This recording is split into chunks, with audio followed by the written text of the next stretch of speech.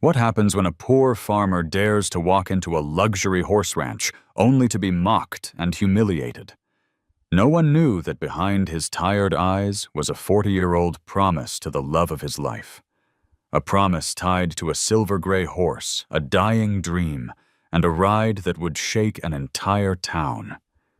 Stay until the end, because this true miracle will leave you breathless. The morning at Bluegrass Ridge felt like a held breath. A white mist folded over the paddocks, softening the fences into charcoal strokes, and the horses moved as silhouettes, quiet tides of muscle and breath. Trucks with out-of-state plates lined the long gravel drive. Men and women in polished boots and tailored denim spoke in confident tones about bloodlines and trophies, their laughter bright and easy, like coins flicked into a fountain. Henry Walker came on foot. He stepped from the shoulder of the road with the careful grace of someone who had learned to spare his knees. His flannel shirt, washed thin by years and weather, billowed at the cuffs. His hat brim had the weary curve of a hand that had shielded it from sun 1,000 times. Dust lifted from his boots with each step, small ghosts of the farm he had left at dawn. He paused at the gate, as if asking the place for permission, then slipped inside. One palm braced on the wood as though steadying himself against a current. He did not belong to the gleam of chrome or the sharp smell of leather polish. He belonged to fields where the grass grew stubborn and the wind said plain things. And yet he walked forward, because days had become precious, and because a promise is a kind of compass that does not quit. At the barn entrance, a woman behind a high desk scanned a tablet, her manicure a perfect moon of color. She glanced up, offered a sales smile that faltered into something less certain when it found his frayed collar. "Sir, can I help you?" she asked, the vowels crisp. Henry touched the brim of his hat. "Just hoping to look around, ma'am. We're hosting private showings this morning." Her gaze slipped to the tote slung over his shoulder, a canvas thing darkened at the corners. "Do you have an appointment?" "No, ma'am." He tried a small smile, the kind carved from a lifetime of making do. "Won't be a trouble. I won't touch a thing." Before she could answer, a young man swung through the side door carrying a saddle like a question mark. He wore a ranch vest with the Bluegrass Ridge crest stitched in gold and a name tag, Derek. He took in Henry with a glance that landed and stuck. "We can't have folks just wandering," he said, not unkindly but not gentle either. "Clients are in the south ring." "I don't aim to wander," Henry said. "Just a look." Another man strode up then, tall, pressed, the sort of posture that turns a walk into a verdict. "Problem?" he asked the desk, not Henry. The silver tie clip said management without needing to. The name tag confirmed it. "Mr. Thompson." "Sir is here without an appointment," the woman said. Thompson's eyes moved over Henry's boots, his shirt, the faint scuff on his belt buckle where a wedding band had rubbed for decades. His smile was professional and tight. "Bluegrass Ridge is a high-profile operation," he said. "We protect the experience for our clientele." He gestured toward the courtyard, toward the polished people, the cameras, the clipboards. "Do you understand?" "I do." Henry swallowed. The barn smelled like hay sweetened by time, like the leather of old saddles and the clean breath of animals. It was a smell that softened something inside him, that folded memory over memory until he almost forgot to feel embarrassed. "I won't be long." Thompson's smile thinned. "Sir, we're not a petting zoo."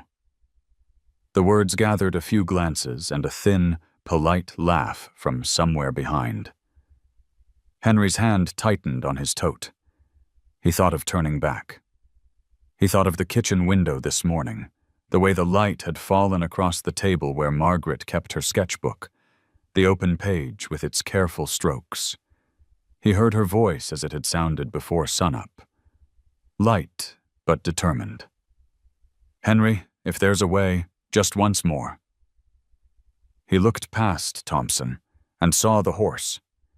In the nearest stall, the lights seemed to find that animal, as if the creature drew brightness the way wells draw water. A dapple gray, tall and clean, a river of motion even when standing still. The mane hung like a single brushstroke. The skin along the shoulder trembled when a fly tried its luck and found none. The horse turned its head, and one dark eye found Henry. He felt an answering flicker under his ribs, old as boyhood, old as the first time he'd leaned on a fence and felt the world grow suddenly larger. "I'd just like to see him up close," Henry said, quiet, because beauty asks for quiet. "Sir," Derek cut in, sliding between Henry and the stall. "This is Silver Comet." He's not on the floor to gawk at. He's 250,000 reasons to keep your distance. Henry blinked. The number meant the ridiculousness of it, the way a mountain means you are small. He wasn't here to bargain. He knew what he had and what he didn't. He was here because there are certain doors you stand in long enough that life opens them for you, or at least lets you look through. "I won't lay a finger," he said. "I know horses. I know how to stand where they forget you're even there." "Not today," Thompson said, already turning. "Mara, please escort—" "Mr. Thompson?" A different voice, lighter, careful, threaded into the air. A lanky kid with wind-reddened cheeks and a cowlick that had lost a fight with a hat stepped in from the side aisle, a halter looped over his arm. His name tag was crooked. "Ethan." "I can take care of this, sir." "I'll guide our guest out." Thompson nodded, relieved to be done with it. "Thank you, too, Henry. We appreciate your understanding." Henry lifted his hat again out of habit more than respect and turned. The barn lights hummed. Somewhere outside, the announcer in the south ring called a lot number as though singing a hymn. "Sir?" Ethan's voice now, beside him. "You forgot your bag." Henry looked down. His tote hung lighter on his shoulder than it should have. Panic pricked him. "Lord," he said, and then caught himself, the word just a breath. "Thank you, son." Ethan had the canvas bag in both hands, holding it as if it contained something that could bruise. He didn't hand it over right away. He had the open, unhidden curiosity of someone not yet trained out of it. "You came a long way on foot," he said. "From town?" "From our place," Henry answered, and the pronoun was a habit he couldn't break. He had left at first light while the crickets were handing the morning to the birds. "Not too far if you know the back roads." "You looking for work?" Ethan asked, then flushed, ashamed of the assumption.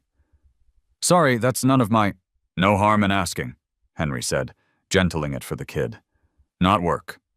Just hoping."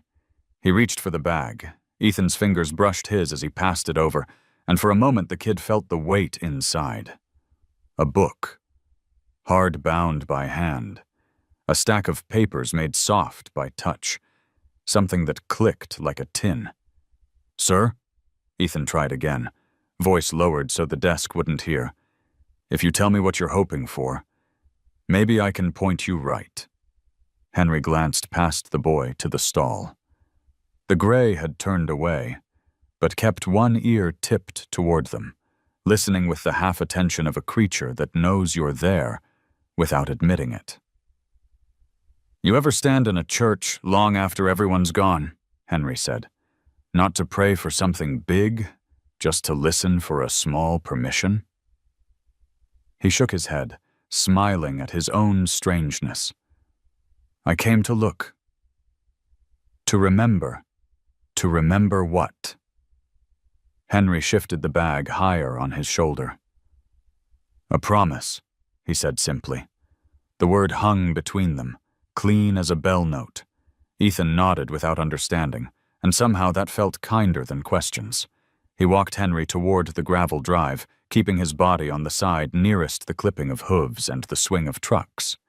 He had been taught to move people gently, to steer rather than press. At the gate, Henry stopped. A breeze ran down the long hill, lifting the flags, and with it came the bright, grassy smell of morning and the darker, warmer breath of horses. He closed his eyes a moment. He imagined the sound of pencil on paper, the soft scuff-scuff Margaret made when she shaded the curve of a neck or the light on a muzzle. He imagined her at the kitchen table, a mug of tea cooling at her elbow, that small frown she wore when a line refused to lie down just right. "Sir," Ethan asked, "are you okay?" Henry opened his eyes. The horses beyond the barn were no longer silhouettes. The sun had reached them, and their coats had become fields of silver and bronze. He felt the day tip from maybe to must. There are times you accept the gate. There are times you lean. "I'm fine," he said, but the in-between trembled in his voice. "Thank you for walking me out." Ethan hesitated. He was new enough to the place to still believe rules might be suggestions if you found the right door to knock on. He looked back at the office where Mr. Thompson had disappeared, then at the south ring where money cantered in wide, pleased circles. He looked at the man beside him, who wore weariness like another layer of cloth, and also a kind of stubborn light. "If you wait by the oaks," he said, nodding toward a row of trees that shaded the fence line. "I get off in 20. I can bring you a coffee. Maybe we can talk." Henry studied him. The boy's eyes had that clear, unpracticed blue, like the sky before weather. Beneath the vest there was more heart than polish. "I won't say no to a coffee," Henry said. "I'll be right there." Ethan smiled, surprised at himself, then jogged back toward the barn, a colt finding his stride. Henry walked to the oaks and set his tote on the bench. He eased himself down, palms splayed against the worn wood, feeling the heat of old summers stored there. The mist had climbed into the trees and was thinning away, and the day stood revealed in 1,000 humble details. The click of a latch, the soft ring of a shoe on stone, the barn cat slipping through sunlight like smoke. From the bench, Henry could still see the gray in his stall if he turned a little. He did, only once, and then faced forward, because a promise is not something you stare at. It is something you carry. He opened the bag and touched the edge of the sketchbook, then pulled his hand back as if the paper might be tender. He rested his wrist across the canvas strap and let his mind go where it had been headed since dawn, to the porch with the peeling paint, to the wicker chair by the window, to the woman whose hands had drawn 100 horses in order to keep one dream breathing.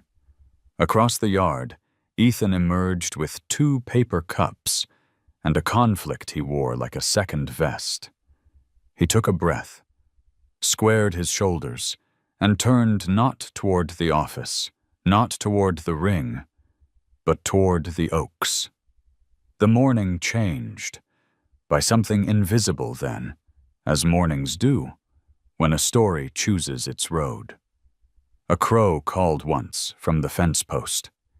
A gelding in the nearest pasture answered with a toss of its head. Somewhere deep in the barn, the gray stamped one front hoof and settled again. Henry stayed very still, because sometimes stillness is how you arrive. He did not know the name of the horse or the man who owned it, or the way a young person's courage can catch like sparks. He only knew that he had come as far as a promise can walk a man, and that the rest of the distance would depend on kindness, a small thing that changes everything. Ethan reached the Oaks and handed him a cup. "Cream and sugar?" he asked, as if this were a normal morning in a normal place. "Thank you," Henry said, and when he closed his hands around the heat, he felt for the first time that day the world tilt gently toward possible.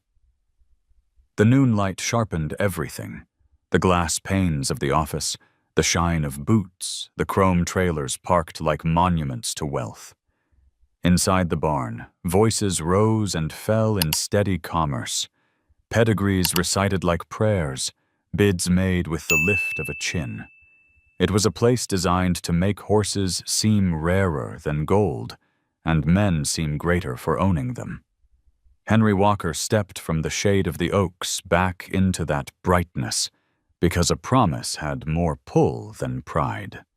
Ethan walked at his side, balancing a paper cup in each hand, his vest still crooked, his expression an uneasy mix of defiance and hope.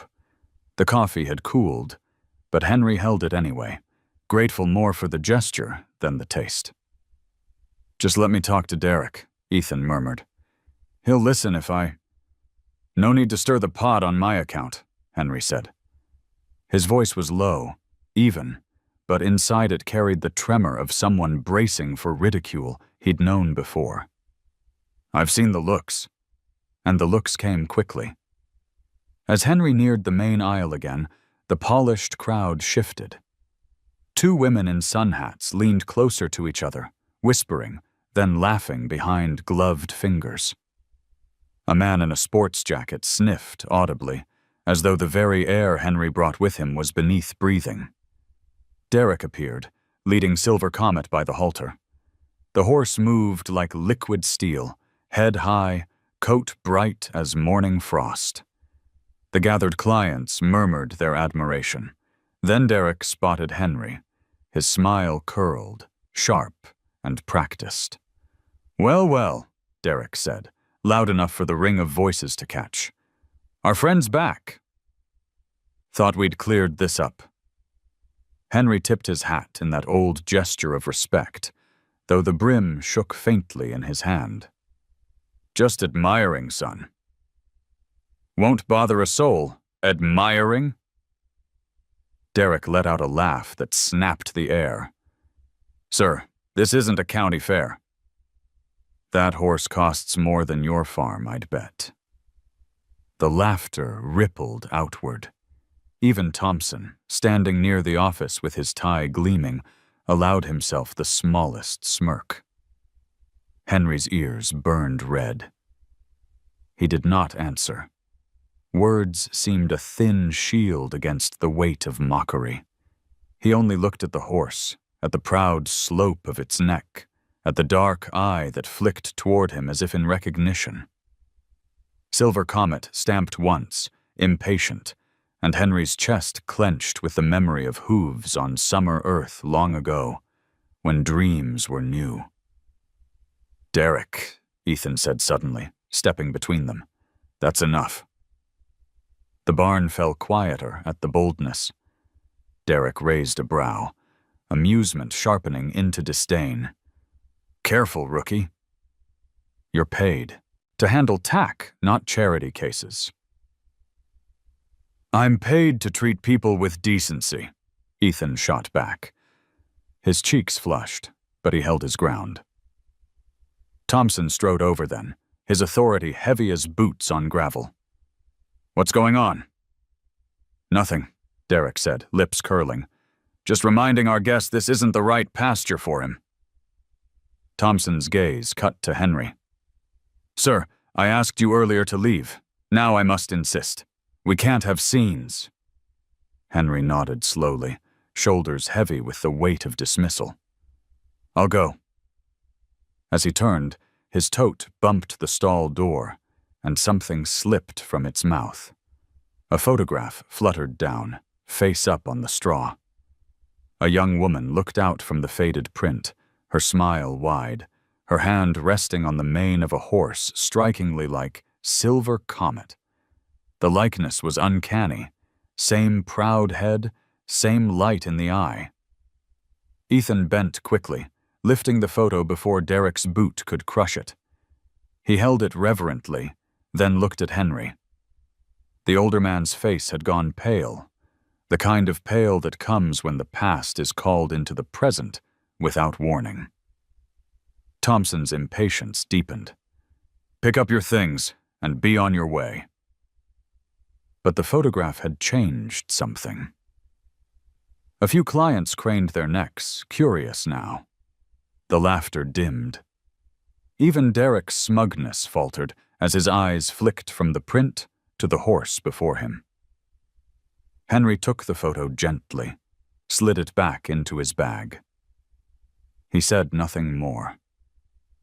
Words would have sounded like begging, and he would not beg. He tipped his hat once more, turned, and walked out into the sunlight. Behind him, the barn hummed with uneasy murmurs. Ethan stood frozen, torn between orders and conscience. His chest ached with the image of the photograph, the young woman's joy, the uncanny twin of Silver Comet beside her. Outside, Henry's boots found the gravel with a weary rhythm. He kept his head down, not to hide tears, but to bear the weight of dignity that cost more than pride.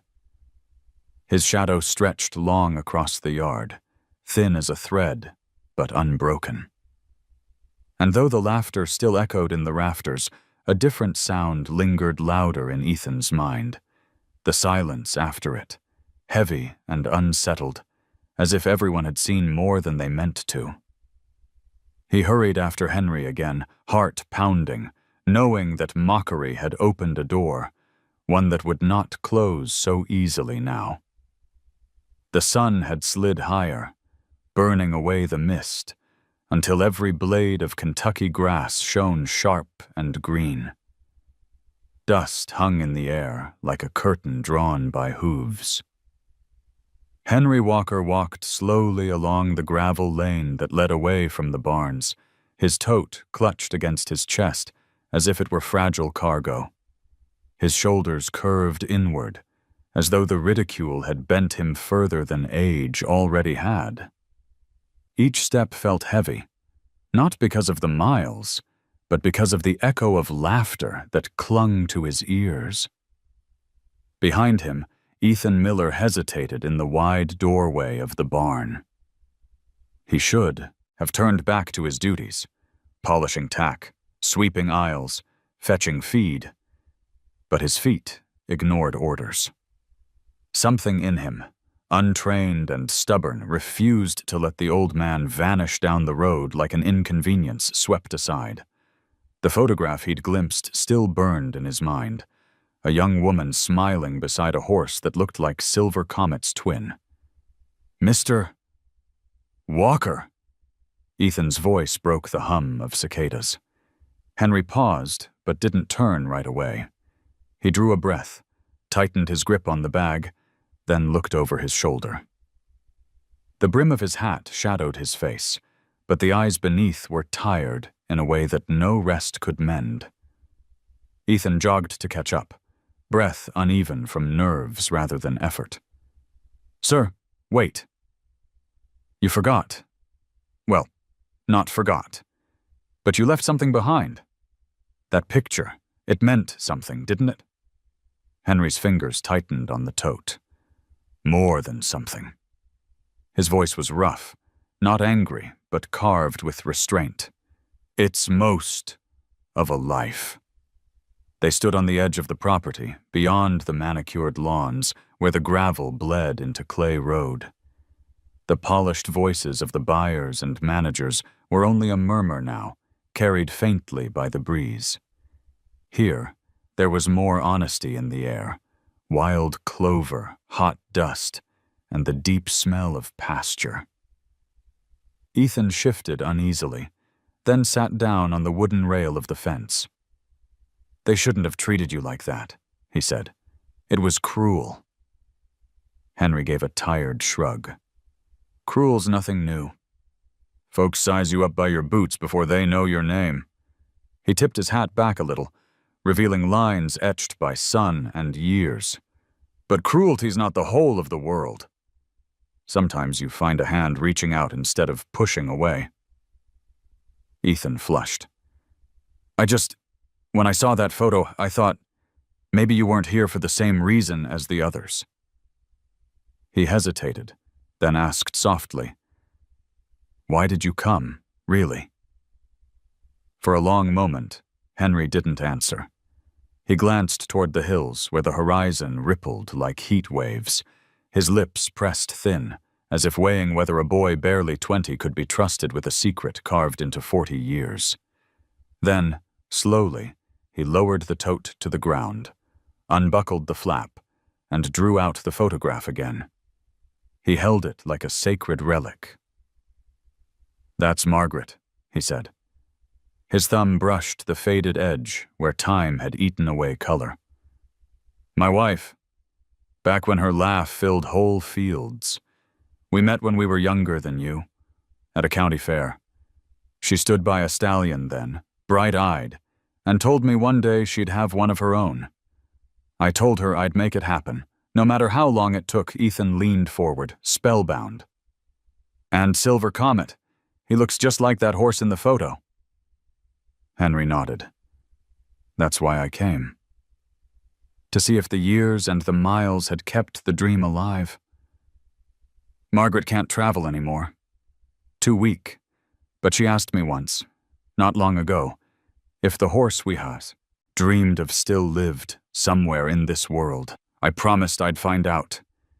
His voice dropped to a rasp. I promised her the wind in her hair one last time. Silence stretched between them, weighted and tender. Ethan stared at the road, blinking hard. He thought of his own grandfather, long gone, who had taught him that horses carried more than riders. They carried hearts.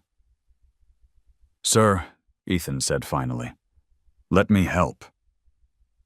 Maybe I don't know how yet, but there's got to be a way.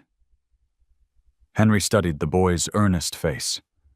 The freckles, the earnest blue eyes, the cowlick refusing to stay tamed. He saw sincerity untempered by cynicism, a kind of raw courage. You've got a good heart, Henry said quietly.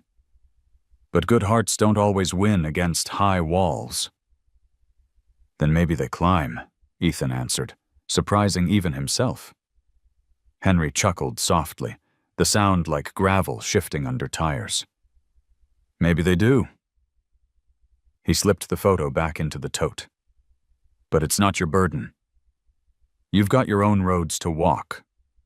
Sometimes the road picks you, Ethan said, standing again. He offered his hand. My name's Ethan. If you'll trust me, I'd like to know more. About you, about her, about what this dream really means. Henry looked at the hand for a long time before taking it. His grip was calloused, but steady. Henry Walker, he said. And if you truly want to know, son, it's a long story. They stood together by the fence as the sun leaned westward, strangers no longer. The barn behind them glittered with wealth. But out here, beside dust and clover, something more valuable had begun. A thread of understanding. Fragile, yet strong enough to hold the weight of what was coming. The road that stretched from the ranch into the countryside was a patchwork of clay, gravel, and weeds pushing through cracks. Ethan followed Henry along it, carrying nothing but a restless urgency.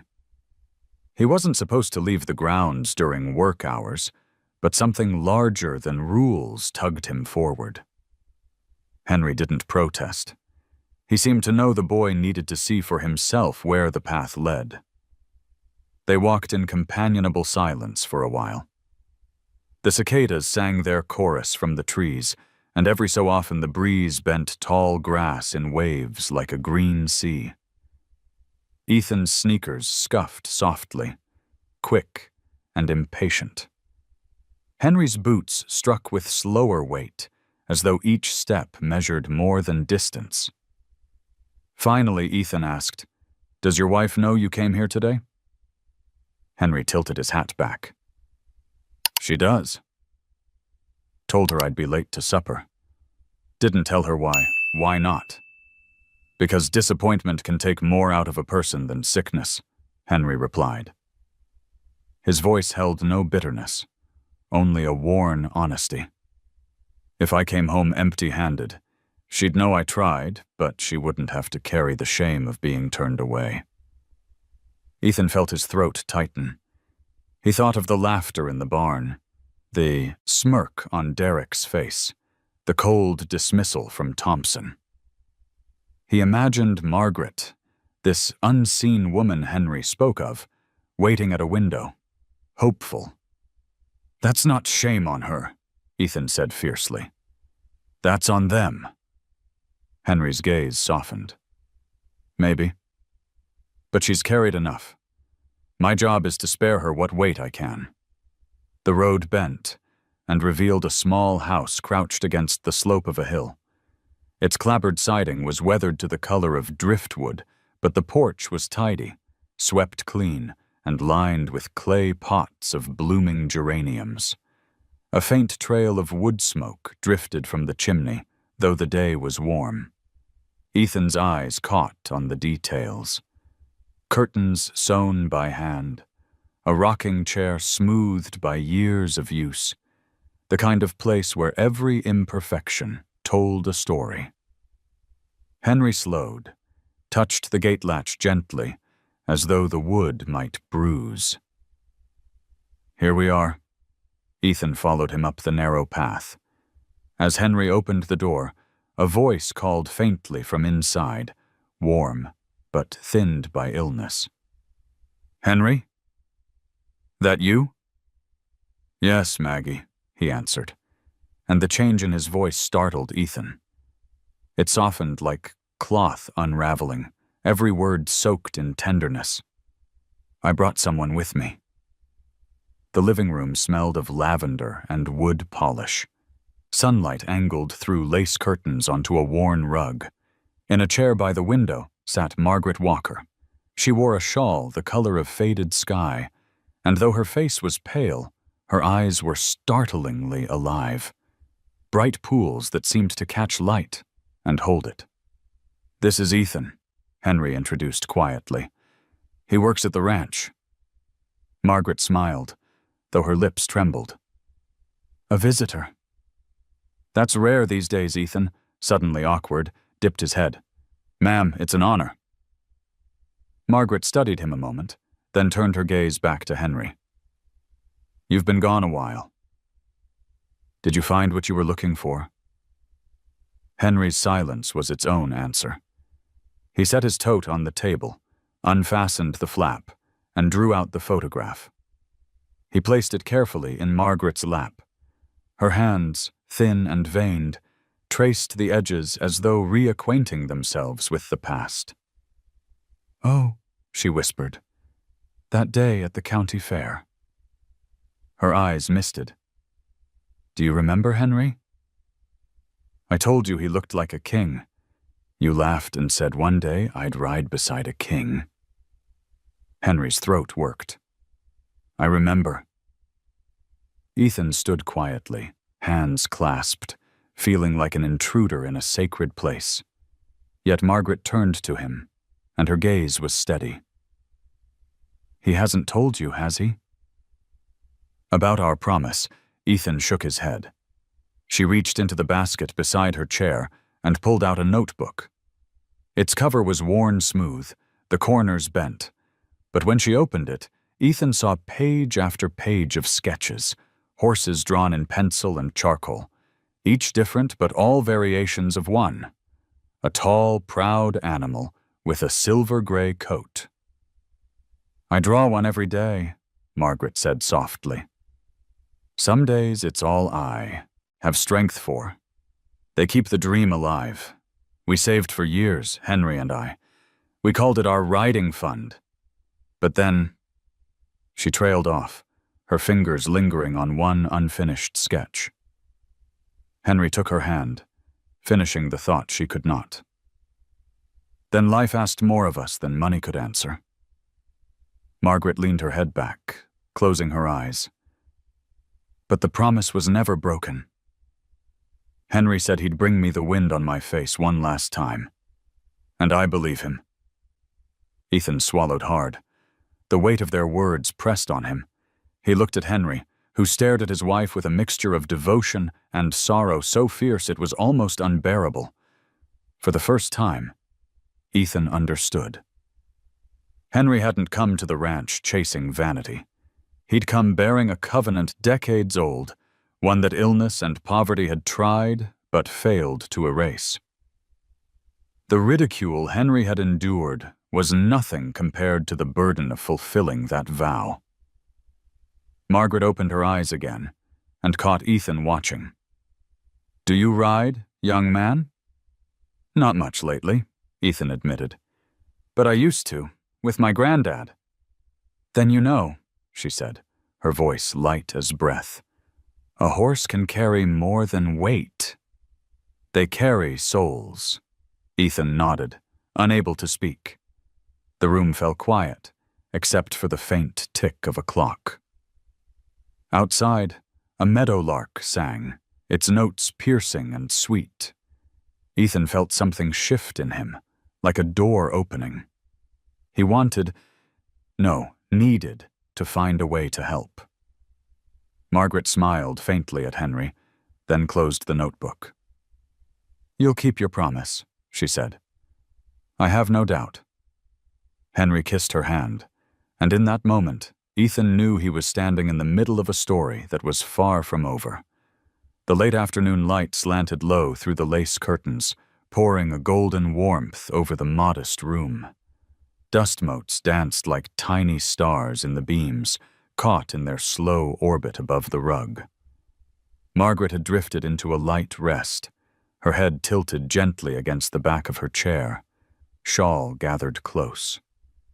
Henry sat beside her, his broad hand covering hers, his thumb moving in absent circles over her knuckles, as though reminding her of his presence, even in dreams.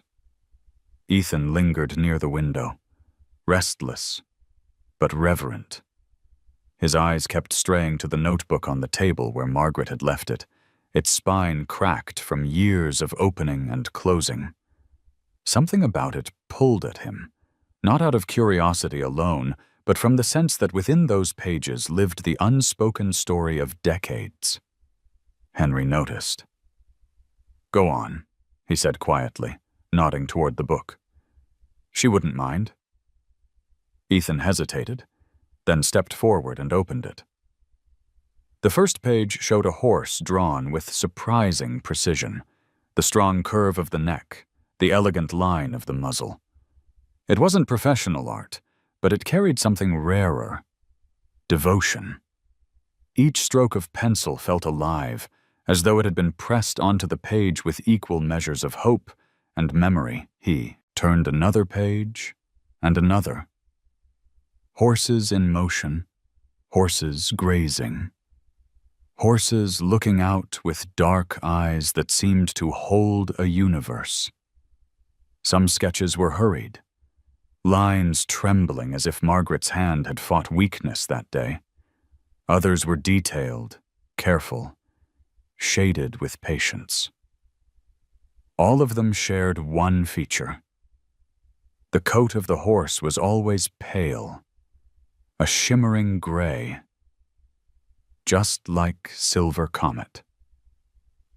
"These are beautiful," Ethan whispered. Henry's eyes softened as he watched. Every day she could lift a pencil, she drew. When she was too tired, she asked me to describe what I remembered from the fairs we went to, from the horses we saw along the roads. She said drawing them kept her close to the dream, even when the world kept pushing it farther away. Ethan paused on one page where a horse reared, mane flowing, but the lines broke off halfway, unfinished. The bottom corner bore a faint stain, perhaps from tears or spilled tea. His throat tightened. She's been drawing the same horse for years. The same dream, Henry said. His voice carried both pride and sorrow. It started as something simple, a promise I made a long time ago. Back then, I thought I could buy her one before we were gray ourselves. We saved every penny, kept it in a wooden box. She called it our riding fund. We used to take it out some nights, count the bills, laugh about the names we'd give the horse one day. But when sickness came, the box emptied faster than it ever filled. Medicine costs what it costs. He exhaled heavily. I'd empty it again without a second thought, but it meant the dream had to wait. Ethan shut the sketchbook gently, his hands lingering on the cover. But you still believe you can keep the promise? Henry looked at Margaret sleeping peacefully, her chest rising and falling with fragile rhythm. I don't have the time to doubt, he said. She's held on for me, for us. Now it's my turn to hold on for her. The honesty in his words made Ethan's chest ache. He thought of the barns, the polished people, the cold laughter earlier. He thought of Thompson's dismissive smirk. For them, horses were trophies, status, lines on a ledger. For Margaret and Henry, a horse was something else entirely. A vessel for love, for dignity, for a lifetime of shared hope. The screen door creaked open, and a neighbor woman appeared, carrying a basket of muffins wrapped in a cloth. She greeted Henry kindly, asked after Margaret, then glanced at Ethan with polite curiosity. A friend of the family. Henry answered simply, a friend of the promise. The neighbor gave a nod that suggested she understood more than she let on. In small towns, stories traveled like wind. Everyone knew who had carried burdens quietly for decades. After she left, silence filled the house again, broken only by the tick of the clock and the whisper of the breeze against the window panes. Ethan shifted, unable to stay still. I can't just watch this, Mr. Walker. I have to do something. There has to be a way to make them listen, to see what this means. You deserve better than what they gave you today. Henry studied him for a long moment, his eyes weary but grateful. You've got the fire of youth. I had that once, but fire alone won't melt stone. That ranch, those men, they're stone. They see money, not hearts. Then maybe they just need someone to show them the difference? Ethan replied, surprising himself with the certainty in his voice. Henry smiled faintly, as though he both admired and pitied the boy's determination. If you can do that, son, you'll have given her more than I ever could. Margaret stirred then, opening her eyes. She caught sight of the closed notebook and smiled. You've seen my pages, she said softly. They're nothing fancy. They're everything, Ethan said without hesitation. Her smile deepened. She reached for Henry's hand again, lacing her fingers with his. Do you see, Henry? The dream doesn't just live in us anymore. It's found another heart to rest in Henry bent to kiss her temple. I see. His voice broke on the words, and he turned away for a moment, pulling his hat low. Ethan looked between them and felt the weight of the sketchbook settle into him like a responsibility. He knew then that he couldn't go back to the barns and pretend nothing had changed. He would carry their story, because some promises were too sacred to be left unfinished. Morning came sharp and bright, the kind of day when the Kentucky sky seemed almost too wide to belong to this earth. Ethan's alarm buzzed before dawn, but he had hardly slept. Every time he closed his eyes, he saw Margaret's notebook, page after page of silver-gray horses leaping out of the paper. Every time he tried to breathe, he heard Henry's words, "I don't have the time to doubt." By the time he walked into the ranch stables, the air was already alive with the snorts of restless horses, the scrape of hooves against stall floors, and the hum of men readying for the day's showings. Ethan pulled on his gloves, but his hands shook. He had decided he couldn't let things stand as they were. Derek spotted him near the tack room. "Rookie," he called with that smirk that made every word a jab. "You run off yesterday with our stray guest?" You know Thompson doesn't like distractions. Ethan swallowed hard but forced his voice steady. "That man wasn't a stray." "He's a client," Derek barked a laugh. "A client? The old farmer with boots older than me? He couldn't afford a saddle strap, let alone Silver Comet. Don't get soft, Miller. This is business." The words stung, but Ethan refused to let them sink in. "Not everything about horses is business," he muttered. Derek tilted his head, mock amusement sparking. "Maybe in storybooks, kid. But here, dollars talk and daydreamers walk." He clapped Ethan on the shoulder, not kindly, and strode off to greet a wealthy buyer stepping from a polished SUV. Ethan clenched his fists, his pulse thudding. He wanted to shout, to shake Derek until he saw the truth. Instead, he turned on his heel and marched toward the office, where Mr. Thompson sat behind his desk, his tie gleaming, papers stacked like bricks of authority. "Sir," Ethan began, standing tall though his knees trembled. "I need to speak with you about Henry Walker." Thompson looked up, irritation already shadowing his face. "The old man from yesterday?" "I thought we'd closed that matter." "He's not just some old man," Ethan pressed. "He and his wife have been saving for years. They—" "Enough!" Thompson's hand cut the air. "I don't run a charity. This ranch is about pedigree, reputation, and profit. Silver Comet is worth $250,000. Do you have any idea what that means for our sales numbers this quarter? Or for my career?"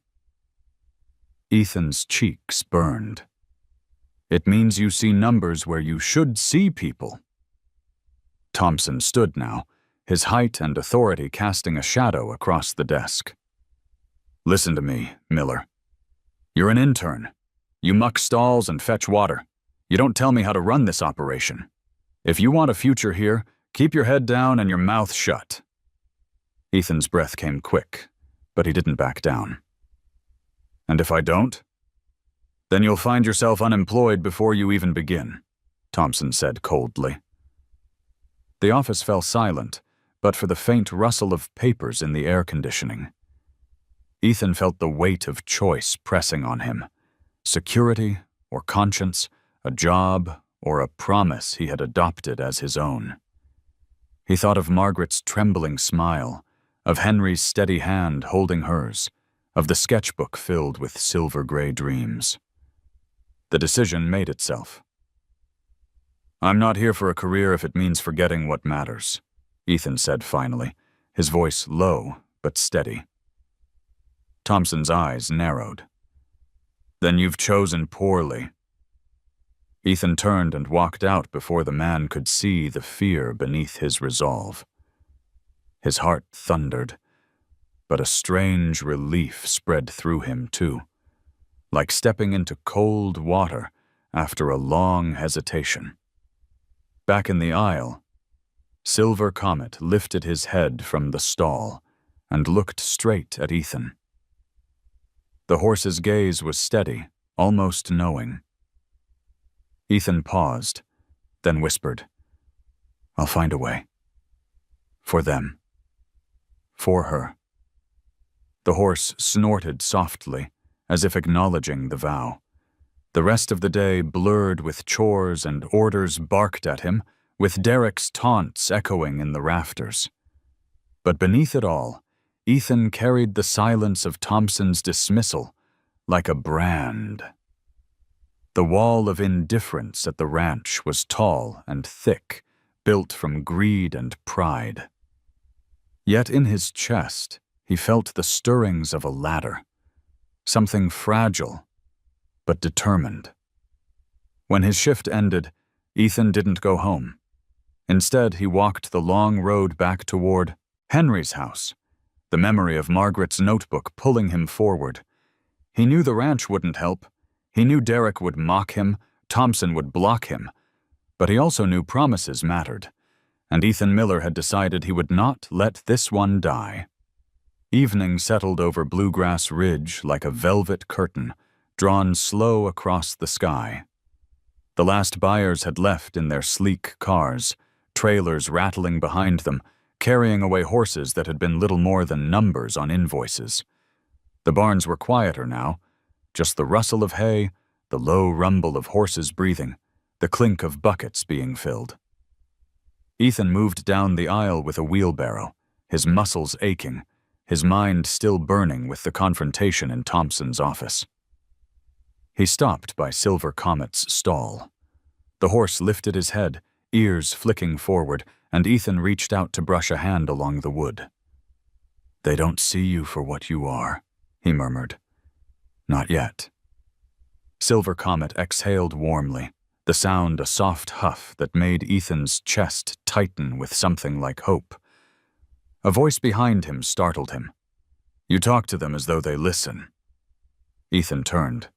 An older man stood near the end of the aisle, hat in his hands, shirt sleeves rolled up, boots dusty but well kept. His hair was silver, his face weathered, yet his eyes were sharp as flint, catching sunlight. Ethan had seen him before, though rarely. He wasn't like the trainers or buyers.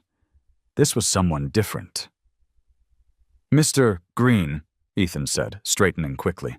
"Sir, sorry, I didn't hear you come in." Samuel Green, the true owner of Bluegrass Ridge, stepped forward with the quiet authority of someone who didn't need to raise his voice to be heard. "That's because you were listening too hard to yourself," he said mildly. He stopped in front of Silver Comet's stall, resting one hand on the door, his gaze lingering on the horse with something deeper than appraisal. Ethan hesitated. Few employees saw Mr. Green up close. Most of the time, Thompson spoke as if the ranch were his alone. But here was the man himself, and there was nothing polished or shallow about the way he looked at the animal. "You treat them different," Green said after a pause, his voice low. "Not like merchandise." Ethan swallowed, unsure how much to say. The memory of Thompson's warning still rang in his ears, but something about Samuel Green's presence loosened his fear. "Because they're not merchandise, sir. They're more than price tags. At least, to some people." Green's eyes flicked toward him. "To some?" Ethan nodded. "There's a man, Henry Walker. He came yesterday. They laughed at him, chased him out. But I saw the truth in his eyes, sir. He wasn't there to waste time. He was there because of a promise." The name stirred something in Green. Ethan noticed the faint twitch in his jaw, the way his grip on the stall door tightened. "Walker, you say?" "Yes, sir." Ethan lowered his voice, urgency rising. "His wife is ill. They saved all their lives for a horse, but life took that money away. Still, he came. For her. She draws horses every day, all of them like Silver Comet. It's the one dream she has left." The barn felt suddenly heavier, the silence pressing in. Green stepped closer to Silver Comet, his hand brushing the horse's mane, his gaze fixed far away, as though he were seeing another time. "I know that look," he said softly, more to himself than to Ethan. "A man who carries a promise." Ethan tilted his head, curious. "You've seen it before?" Green's eyes glimmered with memory. "I was that man once." The admission shocked Ethan into silence. Samuel Green rarely spoke of himself, and the workers whispered their own stories in his absence. Some claimed he was born rich, others said he built his empire from dust. But standing there, watching the way he touched Silver Comet with reverence, Ethan felt a deeper story stir beneath. Green finally turned, his gaze steady on Ethan. This isn't a tale to repeat in Thompson's office. He wouldn't understand. But you might. Come with me. Ethan followed him out of the barn, past the paddocks where the last light shimmered off dewy grass. They reached the old ranch house, its porch sagging slightly with age, its windows lit with a softer glow than the barn's. Inside, the walls held photographs yellowed with time. Horses mid-stride, ribbons pinned to frames, a younger Samuel standing proud beside a black stallion. Green pointed to one photograph in particular. A stallion as dark as midnight, its mane wild, its eyes bright with defiance. That was Shadow, he said. My first. I was a boy with nothing but a dream and a stubborn streak. Folks laughed at me, too, said I'd never make anything of myself. But that horse, he carried me through more than miles. He carried me through doubt. Ethan stared at the photo, then back at Silver Comet's memory still fresh in his mind. Silver Comet. He looks like he's Shadow's grandson, Green said quietly. And when I look at him, I don't see price or pedigree. I see the boy I was, clinging to hope when the world had none to spare. For a moment, the air thickened with something almost holy. Ethan felt his pulse race, as if he had stumbled into the heart of the story without meaning to. Henry's wife, Ethan said carefully. She's holding on to that same hope. Sir, I think this horse isn't just meant to be sold. I think he's meant to finish a promise. Green studied him for a long time, his eyes unreadable. Then he nodded once, decisive. Bring me to Henry Walker. The words landed with the weight of destiny. Ethan felt his breath leave him in a rush, relief and awe tangled together. Samuel Green turned back to the photograph of Shadow, his hand brushing the frame with a tenderness Ethan hadn't expected. Some promises, he murmured, are bigger than the men who make them. And in that instant, Ethan knew the wall of indifference he'd faced was not unbreakable after all. Somewhere behind the cold facade of the ranch, a hidden door had opened. And behind it stood the only man who had the power to turn ridicule into redemption. The night air outside the ranch house was cool, carrying the smell of hay and damp earth. But inside Samuel Green's study, the air was thick with memory. A single lamp burned low, its golden circle of light pooling across old wooden furniture. Ethan stood by the door, hesitant to breathe too loudly, while Samuel moved with deliberate care among the frames that lined the walls. Most of these boys here, Samuel said, gesturing at photographs of champions draped in garlands, came and went like storms. They dazzled the crowd, brought in money, and then vanished into other barns. But some... He stopped before a frame tucked away in the corner, one less polished than the rest. The photograph inside was black and white, edges curled, the glass faintly cracked. Some leave a mark you can't sell or replace. He lifted it down, brushing dust from its surface.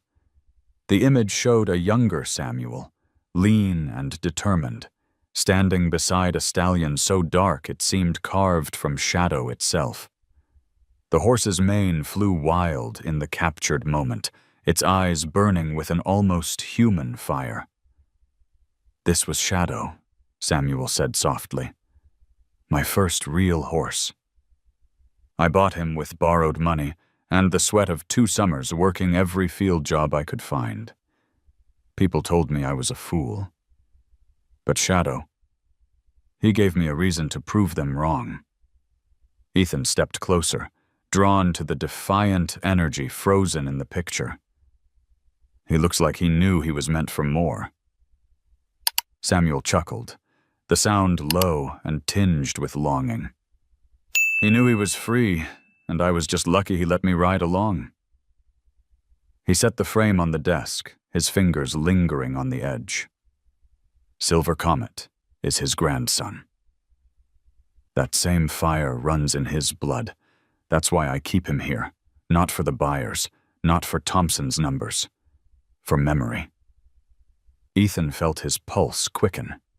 The pieces were aligning. Mr. Green, Henry's wife, Margaret, she showed me drawings she's made every day for years, all of them of a gray horse, not just any gray horse, but one that looks like Silver Comet. She never saw him, but it's as if she carried his image in her heart the way you've carried Shadow's. Samuel's gaze sharpened. Drawings? Ethan nodded. Pages and pages. Even when she was too weak, she still drew. She told me horses carry more than riders. They carry souls. And sir, I swear, the horse she's been drawing is him. It's Silver Comet. For a moment, the room was silent, but for the faint creak of the old ranch house settling. Samuel's eyes softened, his jaw tight. He turned back to the photograph of Shadow, and then opened the drawer, beneath his desk. From it, he pulled another picture. This one yellowed, edges frayed, taken at a state fair decades ago. In it, Shadow reared in the ring, mane flying, while the crowd blurred into a sea of astonishment. I made my name that day, Samuel said, almost to himself. One show, one horse, and everything changed. But what people forget is that before the ribbons and the money, it was just me and him, two stubborn creatures who had nothing but each other. He placed the photograph beside the one Ethan had described of Margaret's drawings, comparing the lines, the posture, the proud lift of the head. It's uncanny, he murmured. As if that woman drew from memory. She never lived. Ethan leaned forward, his voice trembling with urgency. That's why Henry came. Not for prestige, not for vanity, for love, for a promise he made to Margaret decades ago. Sir, you understand.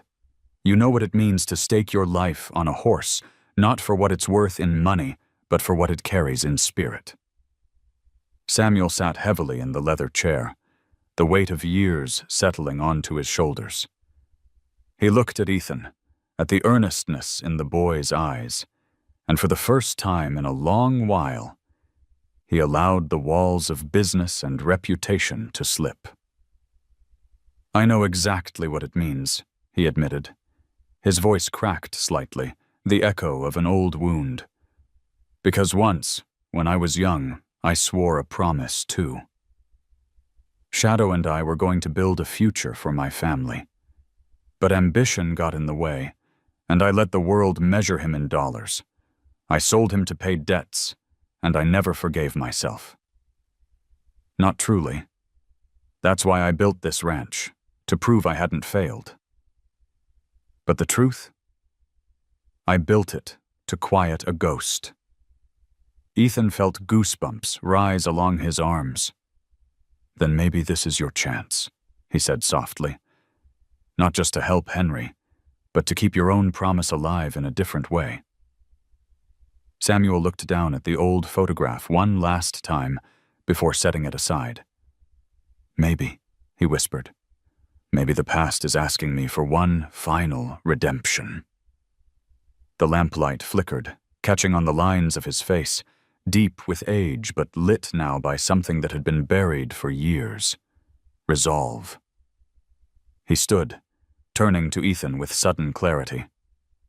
Bring Henry to me. And bring his wife. If they carry this dream, as you say, I need to see it with my own eyes.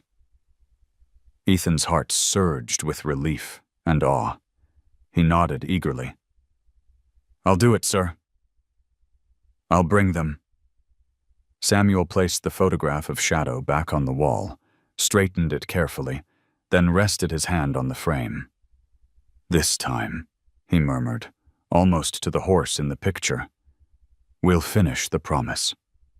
And as Ethan left the study, the night seemed changed, charged with possibility, as if the old photograph had not only unlocked Samuel Green's memory, but also turned the tide of a story that had waited 40 years to be told. The following morning broke clear and sharp, the kind of Kentucky dawn that painted the hills in copper and silver. Mist curled low over the pastures, clinging to fence rails like ribbons. Ethan rose before the sun, restless with anticipation. His mind replayed Samuel Green's words again and again. "Bring Henry to me. And bring his wife." Those words had cracked the wall of indifference wide open, and Ethan felt the weight of carrying them. At the ranch, Thompson was already pacing outside the barns, his clipboard in hand, barking orders at workers setting up for another round of wealthy buyers. He spotted Ethan and frowned. "You're late." "I came early," Ethan answered, surprising himself with the firmness in his tone. "Mr. Green asked me to do something." The mention of the owner's name silenced Thompson for a beat, though his jaw clenched. "You report to me, Miller." "Don't let a casual chat with Mr. Green confuse you about where authority lies." But Ethan didn't argue. He just walked past, his heart pounding, knowing he had more important things to do than wrestle with Thompson's pride. He had a farmer and his wife waiting on hope. By noon, Ethan had reached Henry's modest house at the end of the clay road. The garden still bloomed with Margaret's careful hand, roses glowing against the weathered siding. Henry sat on the porch steps, his hat pulled low, whittling a piece of wood with slow, deliberate strokes. "You look like a man carrying news," Henry said without looking up. "I am," Ethan replied. He dropped onto the step beside him, the words rushing out before he lost courage. "Mr. Green knows. He knows about you and Margaret. He wants to meet you both." Henry's knife paused mid-cut. He lifted his head, and his eyes searched Ethan's face as if weighing truth against hope. "And what does a man like Samuel Green want with us?" "To see for himself," Ethan said. "To understand. He told me about his first horse, about Shadow. He said some promises are bigger than the men who make them. I think he sees your promise in that light." Henry exhaled slowly, setting down the knife. His weathered hand rubbed over his chin. "It's been a long road of closed doors, son. Hard to believe one might open." "Inside," Margaret called softly from her chair. "Henry? Who's here?" Henry rose and went to her, guiding her gently onto the porch. Margaret wore her faded shawl, her sketchbook balanced across her lap. Her face was paler than the day before, but her eyes still burned with that quiet fire. "It's Ethan," Henry said tenderly. "He says Mr. Green wants to meet us." Margaret blinked, then smiled faintly. "Samuel Green? The owner of that grand ranch?" "Yes, ma'am," Ethan said. "He asked me to bring you both. He wants to talk with you." Margaret's fingers tightened on her sketchbook. She opened it to a page she had drawn just last night. A horse mid-stride, mane flying, its coat shaded with silver-gray pencil strokes. "Henry," she whispered, showing it to him. "Do you see?" I dreamed of him again. Maybe this is what it means. Henry looked at her, and then at Ethan, torn between disbelief and yearning. Finally, he nodded. "We'll go." That evening, as the sun lowered, Henry hitched up their old truck, the paint faded, and engine coughing, but still willing. Margaret sat beside him, her shawl pulled tight, her sketchbook resting against her knees. Ethan followed in his own car, guiding them down the road toward Bluegrass Ridge. At the ranch, Thompson saw them arriving and stormed across the courtyard. "What is this?" he demanded. "Miller, what do you think you're doing, parading outsiders through here?" "This is a liability." Ethan stood tall, his voice ringing clearer than he expected. "Mr. Green asked for them," Thompson sputtered, caught off guard. Before he could retort, Samuel Green himself stepped out of the main barn, his presence quiet but commanding. He regarded Henry and Margaret with a look that silenced everyone. "They're not outsiders," he said firmly. "They're guests of mine." Thompson paled, retreating a step, his authority collapsing under the weight of Samuel's words. The workers who had gathered fell silent too, curiosity sparking in their eyes. Henry touched his hat. "Mr. Green. Sir, I don't rightly know why you'd ask for us." Samuel stepped forward, his gaze locking on Margaret, who held her sketchbook close. "Because I've heard your story," he said gently, "and because I believe some horses aren't bred for the auction block. Some are born to fulfill promises." Margaret's eyes glistened. She opened the book and handed it to him with trembling hands. Samuel flipped through the pages slowly, each drawing pulling him deeper into the quiet devotion behind them. He stopped at one that looked almost identical to Shadow's photograph from his study. His throat tightened. "This," he whispered, "is not coincidence. This is destiny." The courtyard was utterly still, every worker and horse seeming to hold its breath. Samuel looked at Henry and Margaret again, his voice resonant now. "Tomorrow morning, I will bring Silver Comet to your home. He belongs with you, not because of money, but because your dream and his spirit were meant to meet." The words struck like thunder. Henry's breath caught. Margaret's hand flew to her mouth. Ethan felt his chest swell with relief, so powerful it almost hurt. Even the workers who had once mocked Henry now looked on with wide, astonished eyes. Thompson opened his mouth as if to argue, but Samuel's glance cut him down. "This is not up for debate," the owner said.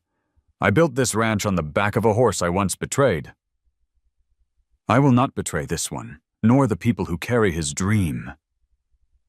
Henry reached for Margaret's hand, their fingers clasping tightly. She whispered through her tears, "Henry, it's real. After all these years, it's real." The courtyard erupted, not in laughter this time, but in reverent silence, the kind that comes when people realize they are witnessing something larger than themselves. And in that silence, Samuel Green had made his bold decision, one that would ripple far beyond the ranch's fences and into the heart of a promise 4 decades old. The morning came slow and golden, spreading across the Kentucky hills like honey poured from the sky. Dew glistened on every blade of grass, and the roses in Margaret's garden stood tall, jeweled with droplets. The air was sweet with the mingled scent of earth and blooms, the kind of morning that promised something sacred. Henry Walker sat on the porch steps, his hat low, whittling a piece of cedar without really seeing it. His ears strained for the rumble of a truck on the road, his heart balanced uneasily between disbelief and faith. Margaret sat in her chair by the window, her shawl wrapped snugly around her shoulders. Though her body was frail, her eyes followed every flicker of light outside, searching for what her heart already knew was coming. She had dressed carefully, combing her hair and pinning it back as she once did for church on Sundays. She held her sketchbook across her lap, fingers resting on the latest drawing of the silver-gray horse she had never touched. The silence broke at last, with the sound of tires crunching gravel. Henry lifted his head sharply, his knife falling to the porch floor. Down the lane, a white ranch truck appeared, sunlight glinting off its hood. Behind it trailed a horse trailer, simple but strong. The engine's growl rolled through the quiet morning, sending birds into flight from the fence posts. Margaret's breath hitched. "Henry," she whispered, rising from her chair with surprising strength. She moved slowly toward the porch, her hand steadying herself against the wall, but her eyes shone brighter than the sun itself. Henry hurried to her side, offering his arm. "Easy now, Maggie," he murmured, though his own voice trembled. The truck pulled up in front of the house, and from the cab stepped Samuel Green. He wasn't dressed in polished ranch clothes today. Instead, he wore an old denim shirt, sleeves rolled, boots scuffed from honest work.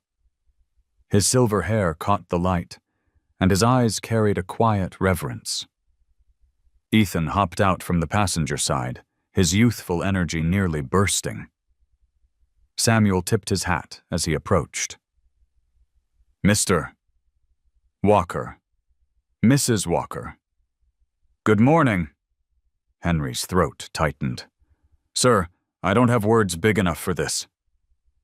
"You don't need them," Samuel said simply. He turned and opened the trailer door.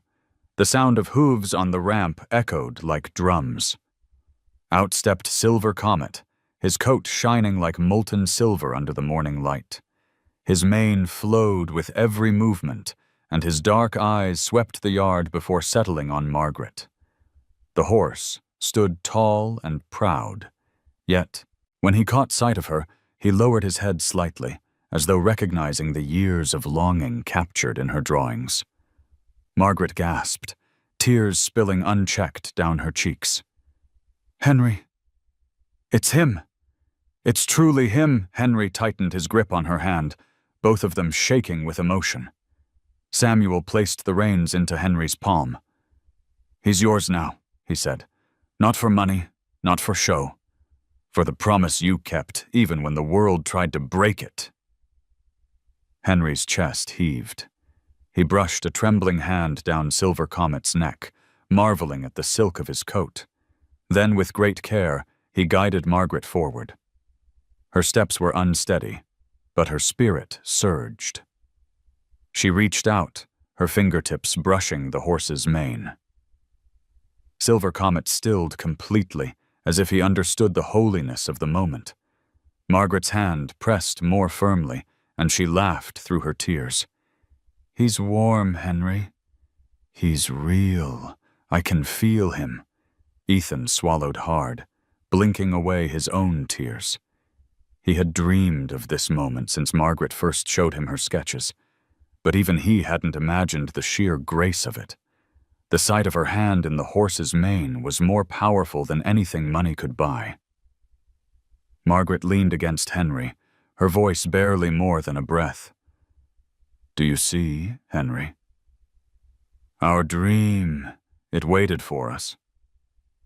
Samuel stood back, watching silently, his face lined with memory and redemption. He glanced at Ethan, nodding slightly, as though acknowledging the boy's courage had sparked this moment.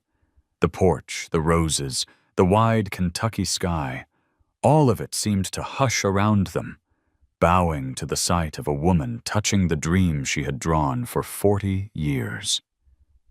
Henry bent close to Margaret's ear. "Are you ready, Maggie?" Her answer came in a smile that carried both joy and fragility. "Yes, ready." And in that still morning, with neighbors beginning to gather quietly along the fence line, the Walkers' porch became the stage for something greater than wealth or reputation. It became the place where love, promises, and destiny finally converged, embodied in a woman's trembling hand, resting against the mane of a horse, born to fulfill her dream. The air around the Walker home seemed to hold its breath. Even the cicadas quieted, as if nature itself wanted no sound to disturb what was unfolding. Silver Comet stood at the foot of the porch, his silver coat gleaming against the morning light, while Margaret rested her trembling hand against his mane. For a long heartbeat, no one moved. It was as if time had bent in deference to the moment, 40 years collapsing into a single touch. Henry blinked against tears that blurred the edges of his vision. He could feel Margaret's fingers trembling as she clung to the horse's mane, her frail body drawing strength from the warmth beneath her palm. "You've held on to him for decades," he whispered, his voice breaking. "And now here he is." Margaret tilted her, head back, eyes shining wet and luminous. "Henry," she breathed, "he's exactly as I dreamed. Every line I drew, every shade of gray. He's real." Samuel Green, standing with his hat pressed to his chest, cleared his throat quietly. "Mrs. Walker," he said, his voice softer than Ethan had ever heard it. "This horse was never meant to belong to numbers or contracts. Some creatures are born to carry something greater." Margaret turned her gaze to Samuel, gratitude spilling from her like sunlight. "You've given me back a piece of my life," she said. "More than a gift, you've given me wings." Neighbors had begun to gather by the fence, drawn by the sight of the horse trailer and the shimmer of Silver Comet. They whispered among themselves, but their voices soon faded to silence as they saw Margaret, her hand steadying against the great animal. The sight humbled them. None of the gossip or judgments that had once floated through town mattered now. What they witnessed was beyond explanation. Ethan stepped closer, his heart pounding. "Mr. Walker," he said gently, "she should ride." Henry swallowed hard, his throat dry. He looked at Margaret, then back at the horse, uncertainty flickering across his face. "She's weak," he murmured. "I'm strong enough," Margaret said firmly, her eyes alive with a spark Ethan had never seen before. "Henry, I've waited my whole life for this." Samuel gave a single nod, stepping forward to take the reins. "He'll stand steady," he promised. "Comet knows." The horse did indeed seem to understand. He stood perfectly still, ears forward, his body relaxed as if he recognized the fragility of the woman before him. Henry, his hands trembling but sure, slipped one arm around Margaret's waist. Ethan moved to the other side, ready to help. Together, with infinite care, they lifted her onto Silver Comet's back. Margaret gasped as she settled into the saddle, her fingers gripping the reins. Tears streamed down her cheeks, but her smile was radiant. "Henry," she said, her voice shaking, "I can feel him. I can feel the ground beneath him, the strength in him. It's like flying already." Henry climbed up behind her, his arms circling protectively around her frail frame. For a moment, they sat still, the horse waiting, the air humming. Then Henry leaned forward and whispered, "Comet, take her gently." The horse began to move, slow at first, his hooves pressing soft rhythms into the earth. Margaret let out a sound halfway between a sob and a laugh. The neighbors at the fence clutched one another's hands, many wiping at their eyes. Ethan stood frozen, his chest so full it hurt. As Silver Comet carried them into the open field behind the house, Margaret lifted her arms wide, her shawl fluttering like wings. "Henry!" she cried, her voice carried on the breeze. "We're flying!" Henry held her close, his tears falling freely now. The horse's stride, lengthened, smooth and sure, carrying them in wide circles through the golden morning. Each lap seemed to erase another year of waiting, each breath of wind Another burden of sorrow. Samuel stood at the edge of the field, his eyes misted, memories of shadow alive again in the sight before him. He whispered to no one in particular. Some promises wait a lifetime, but when they come, they make every year worth it. Silver Comet moved with grace, his muscles flowing like water, his mane whipping in the wind. Margaret's laughter rang across the hills, pure and unbroken, a sound so full of joy that even the birds seemed to rise and join her. For that brief eternity, she was no longer frail, no longer confined. She was the young woman from the fair again, her heart unchained, her dream finally whole. Henry pressed his cheek against her hair, breathing in the scent of lavender from her shawl, anchoring the moment deep inside him. 40 years, Maggie, he whispered. 40 years for this. When at last Silver Comet slowed, returning toward the house, Margaret leaned back against Henry, her eyes closed, her smile peaceful. Worth every day, she murmured. The neighbors clapped softly, some openly weeping, their hearts captured by the miracle they had witnessed. Ethan brushed his sleeve across his damp face, his chest burning with pride that he had helped carry the story to this moment. Silver Comet halted, lowering his head as Henry and Ethan eased Margaret down carefully. Her feet touched the earth again, but her spirit still soared high above. She kissed Henry's cheek and whispered, "You kept your promise." And in that miraculous moment, time itself bowed, acknowledging a love and a dream that had survived the trials of decades, only to bloom brighter in the end. The afternoon had unfolded with a serenity that felt almost unreal.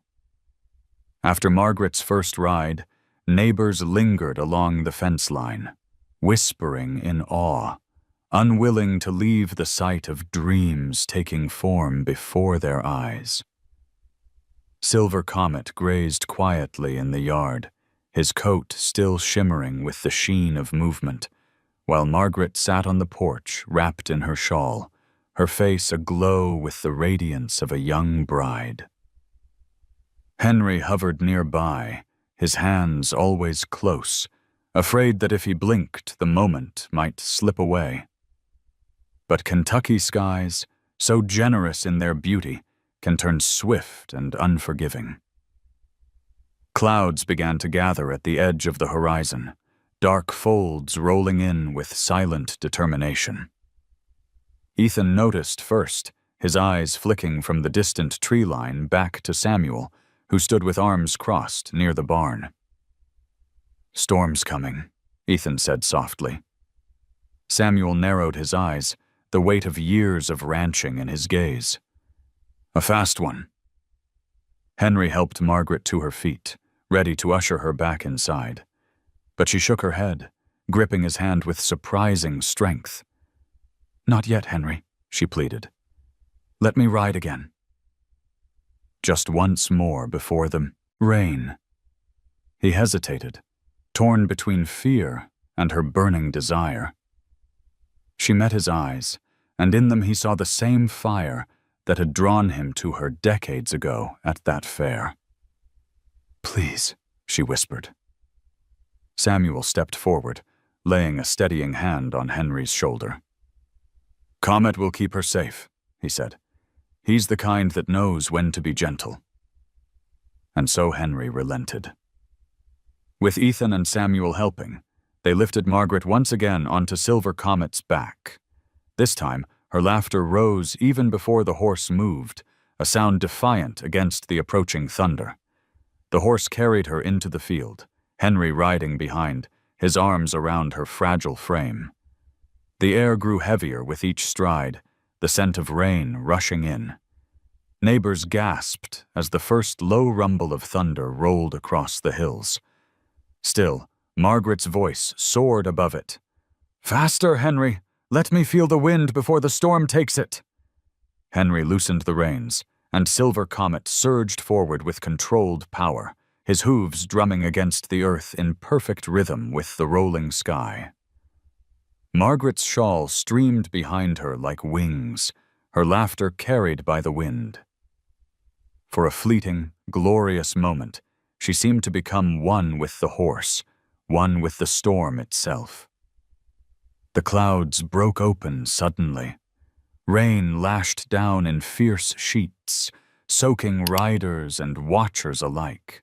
Gasps rose from the fence line, some neighbors urging Henry to turn back, but Margaret lifted her face to the sky, rain mingling with tears on her cheeks.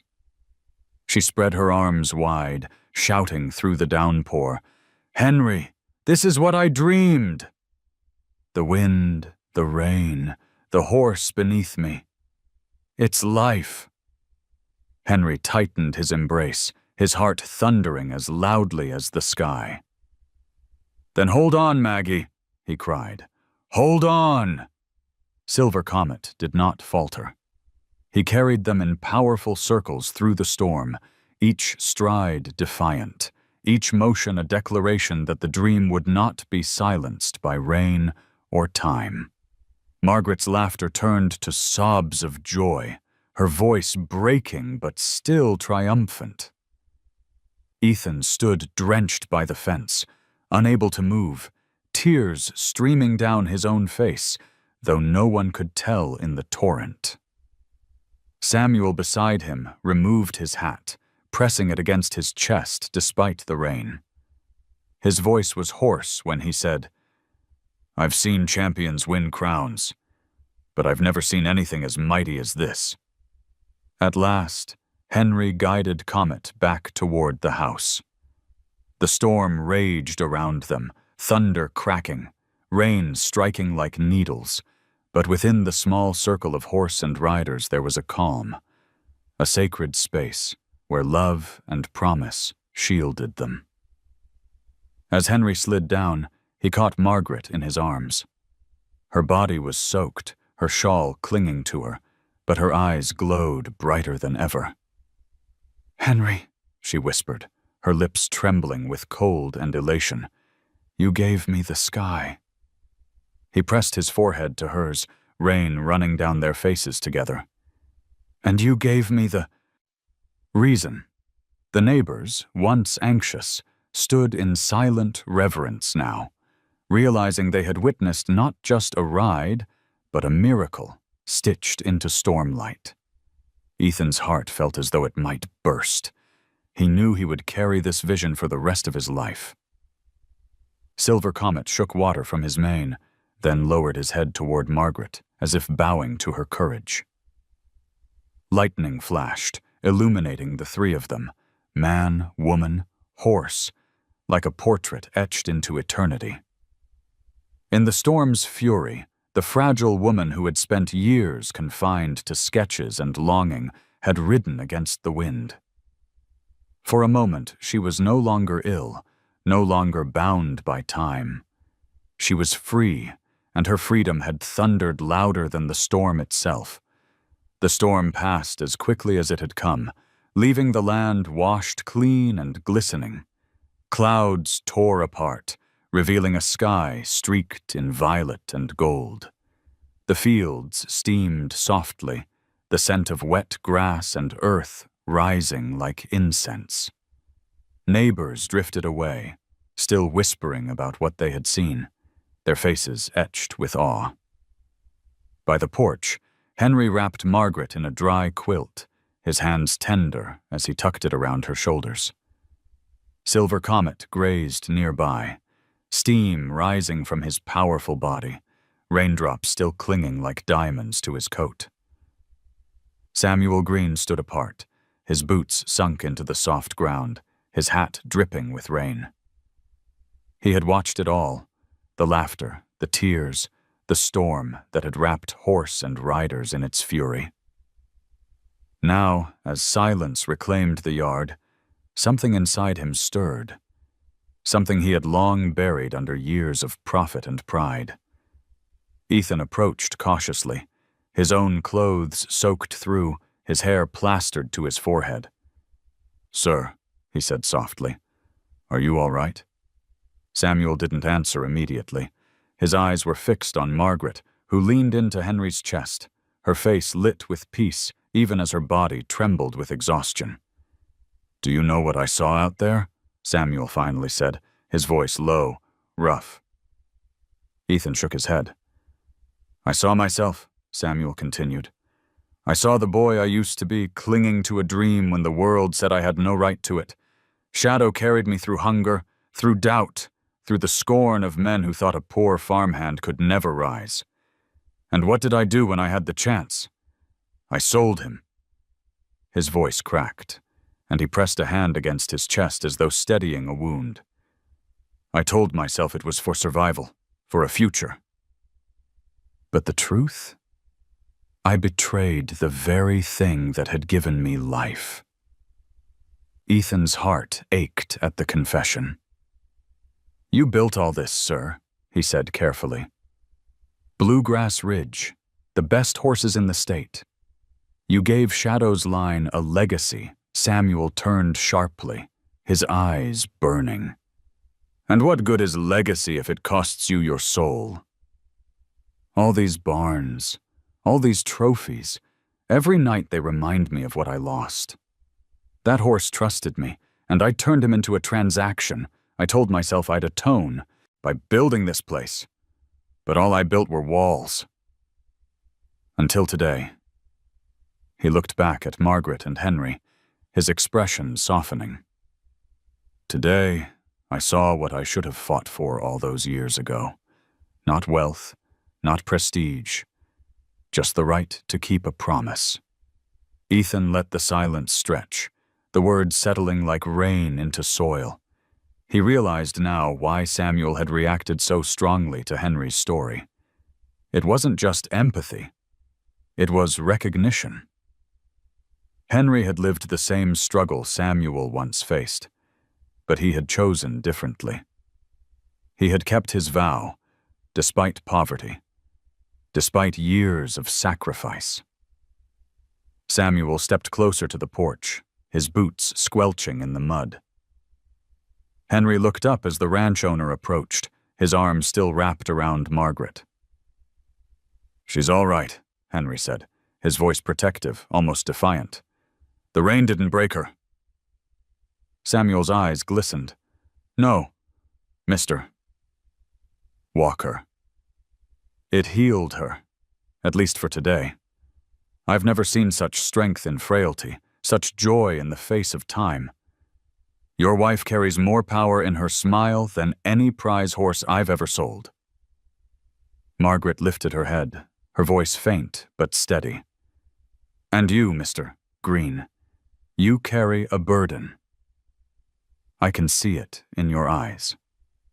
But burdens can become blessings if you let them." Samuel swallowed hard, unable to respond.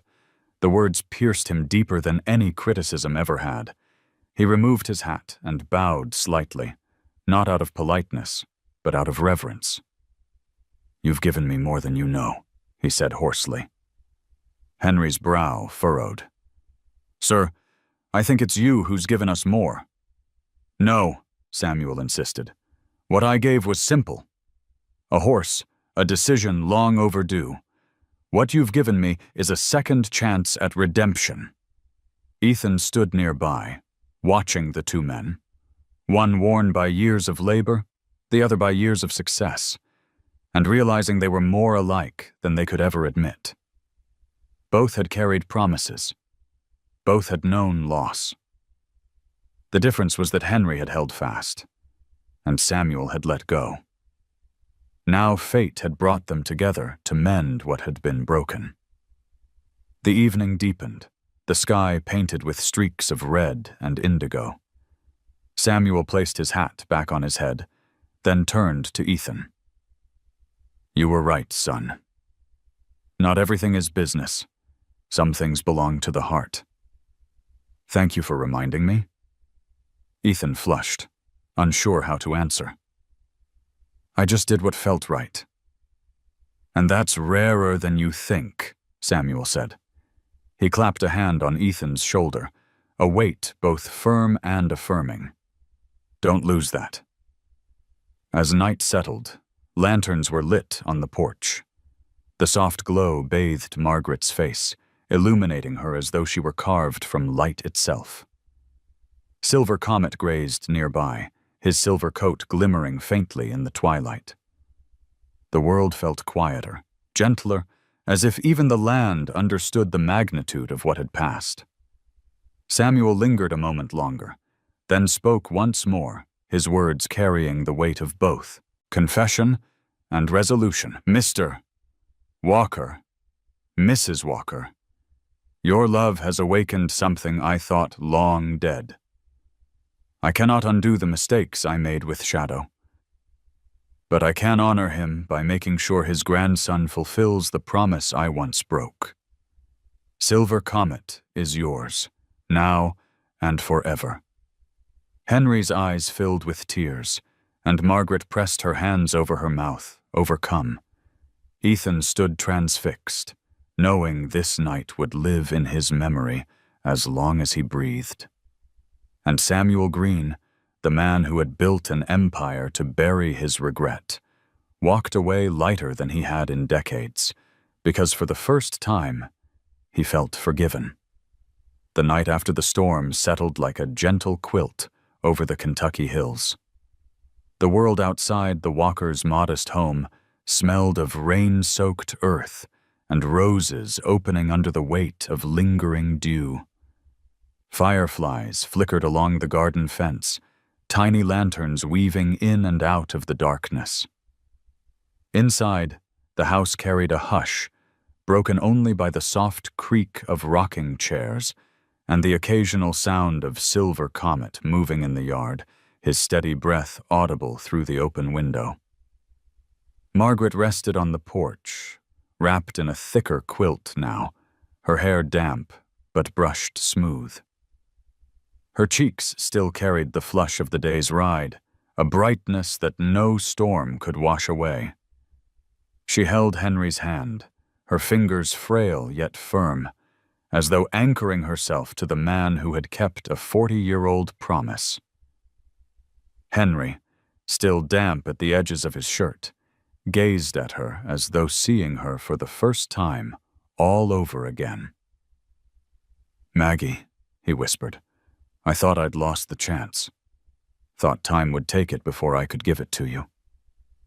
She smiled, her eyes reflecting the glow of the lantern. "Time can take many things, Henry. But it can't steal love, and it can't steal the kind of dream we built together." Samuel Green sat a little apart, his hat on his knee, his posture humbled. He had stayed, not out of obligation, but because something bound him to the house now, something deeper than business. Ethan leaned against the porch rail, listening with rapt attention, knowing he was being shaped by every word spoken. Margaret turned to Samuel. "You've carried your own shadow, haven't you?" Samuel nodded slowly, his voice quiet. "For years, ma'am. Longer than I'd admit. I thought wealth would ease it, but money only makes silence louder.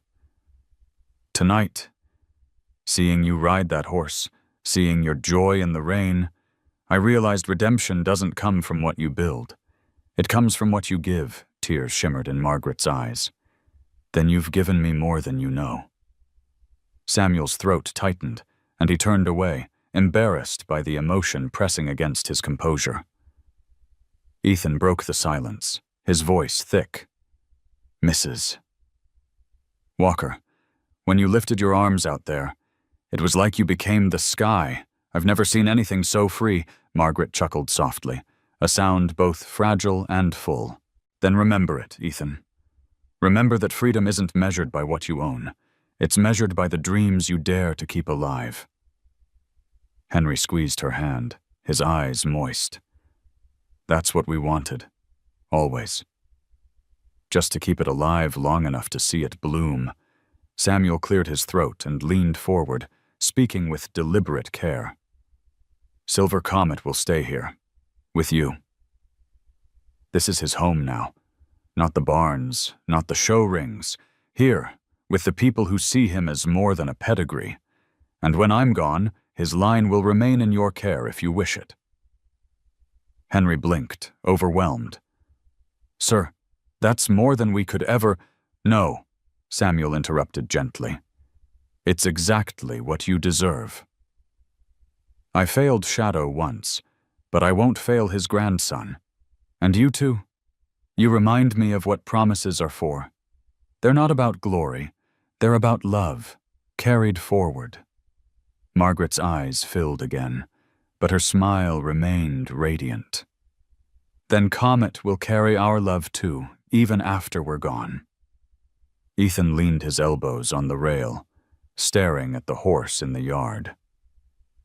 Silver Comet lifted his head, as though sensing the conversation, ears flicking, tail swishing lazily.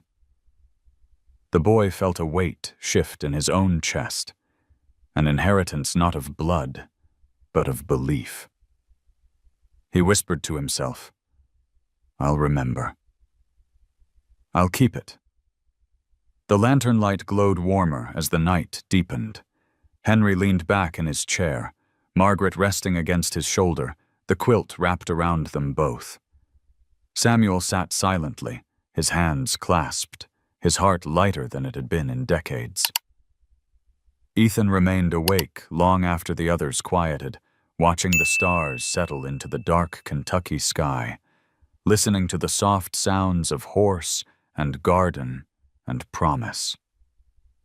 And in that peace, one truth settled over them all. Dreams do not end when they are fulfilled. They take root in the hearts of those who witness them, carrying forward into tomorrows yet to come. Night unfolded gently over the Walker homestead, a velvet sky stitched with countless stars. The rain-washed air was cool and clean, carrying the faint perfume of Margaret's roses. Fireflies moved lazily among the fence posts, their golden sparks echoing the constellations above. The storm was gone, but its memory lingered in the scent of damp earth and the silence of neighbors who had returned to their homes, still speaking in hushed tones about what they had witnessed. On the porch, Henry and Margaret sat close together, wrapped in the same quilt, their rocking chairs creaking in quiet rhythm. Silver Comet grazed nearby, his silver-gray coat shimmering even in the starlight, as if he carried a piece of the heavens on his back. Ethan leaned against the porch rail, his head tilted toward the night sky, while Samuel Green stood at the edge of the yard, hat in hand, his figure tall and solemn beneath the constellations. Margaret broke the silence first, her voice soft but clear. "Do you hear that? Henry?" Henry tilted his head, listening. The night offered only the murmur of crickets and the occasional snort of Silver Comet. "What am I listening for, Maggie?" "The quiet," she whispered. "For so long, our dreams were filled with noise, worry, work, the clatter of bills and doctor visits. But tonight, it's quiet. That means the dream has settled. It's found its place." Henry kissed her hand, his lips brushing her cool skin. "It's found its place because of you. You never let it die, Maggie. Not once, even when I nearly did." She smiled faintly, her eyes glistening. "I only held on because I knew you would, too. That's what marriage is, isn't it? One holding on when the other is too tired." Ethan shifted uncomfortably, the intimacy of their words tugging at his heart. But Margaret caught his gaze and beckoned him closer. "Come here, Ethan." He obeyed, stepping into the lantern glow. She reached out, placing her thin hand over his. "You're part of this now. Don't think for a moment that you aren't. You carried our story when no one else would listen. You believed when others mocked. Promise me you'll carry that forward, for yourself, for others." Ethan's throat tightened. "I promise, ma'am. I'll never forget what I've seen here." Her smile widened, soft and satisfied. Good. Then the dream will live on, even when I'm gone. At those words, Henry closed his eyes, the pain of reality tightening his chest. But Margaret squeezed his hand reassuringly. Don't be afraid, Henry. Tonight gave me everything I ever wanted. The ride, the wind, the rain, the stars. I can rest knowing our promise was kept. Samuel stepped forward then, his boots crunching softly against the damp ground. He looked at Margaret with a gravity that few men carried honestly. Mrs. Ives Walker, you've given me something as well. You showed me that redemption doesn't come in barns or trophies. It comes in moments like tonight, when love outlives time. Margaret regarded him with quiet kindness. Then don't waste your second chance, Mr. Green. Let your ranch be more than business. Let it be a place where promises live. Samuel bowed his head, her words striking deeper than any sermon could. I will, he vowed. By Shadow's memory, by Comet's gift, I will. The porch fell silent again, the stars burning brighter overhead, as though the heavens themselves leaned down to listen. Silver Comet lifted his head from the grass, staring toward the sky with an almost reverent stillness. His breath misted faintly in the cool air, and in that moment he seemed less a horse than a sentinel of dreams, a guardian of vows fulfilled. Henry pulled Margaret closer, his voice breaking as he whispered into her hair. Rest easy, Maggie. Whatever comes tomorrow, tonight is ours, and nothing can take it from us. Her reply was a sigh, content and full, her head resting against his shoulder. Then I'll go to sleep happy, Henry.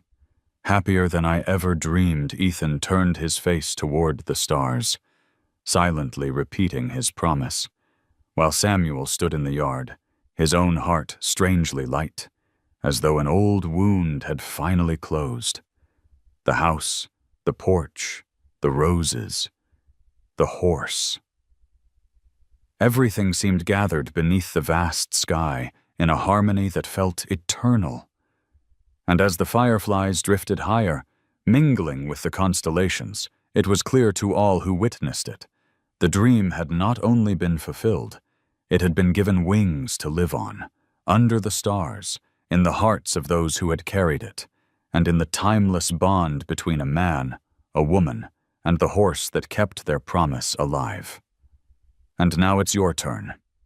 If this story touched your heart, drop a simple comment below. Type 0 if it made you cry, or 1 if it gave you hope. Don't forget to hit subscribe, because we have more true stories of love, dreams, and the unbreakable bond between humans and animals waiting for you. Stay with us for the next miracle.